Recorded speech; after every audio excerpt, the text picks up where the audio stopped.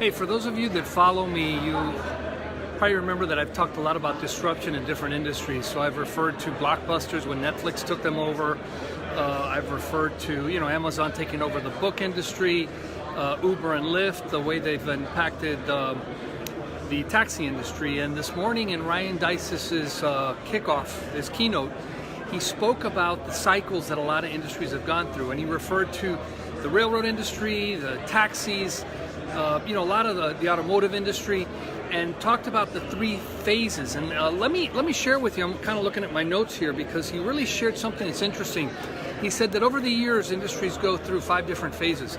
The first one being discovery, when things are interesting, new, startups are the ones that are involved. Think of this as pre-2000 for our industry. Before then, just about anything you did that was pretty intelligent worked online. It was just crazy, and the first one out there is the one that took advantage. Later you had from discovery moved to proliferation. That's when people started really using it, and in our industry that would have been up until about 2009. So now you see the birth of Google, WordPress, Facebook, YouTube, all the major ones, and iPhones. So a lot of the players became very established, and broad use of the technologies just became like a given. Now in the third stage, standardization, now people start using specific vendors. There's not as many vendors, and then you start seeing really, really powerful vendors take over.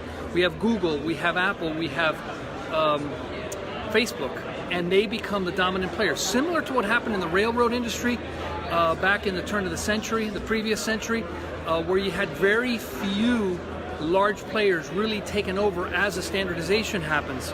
And then you have consolidation, and I might have gotten ahead of myself, but you have consolidation where you don't have as many players and you really have some serious ownership. And he pointed out that 84% of ad spend is done by Facebook and Google.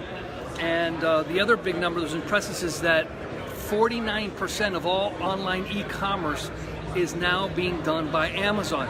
So we're seeing something similar. Now all this is like interesting fact, but what he really was aiming at was we're now at the brink of innovation.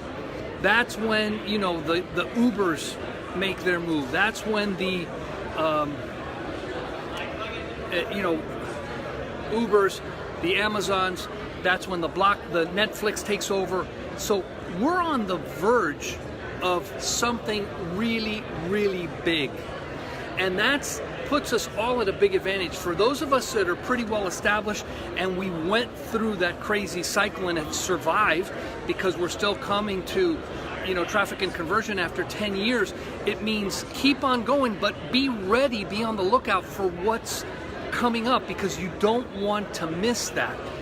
For those of you that are brand new, it's a great opportunity because you don't have to go through what we went through, and it was painful because as you go from discovery to proliferation to standardization to consolidation, it's survival of the fittest. And I have to be proud to say that I was around for the last 8 to 9 years and I'm still here.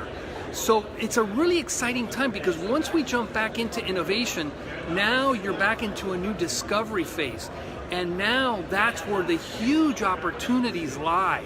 So, exciting times. It was good to see, Ryan Deiss validate all my predictions of a disruption is about to happen, and how do we all position ourselves so that we can make the most of that.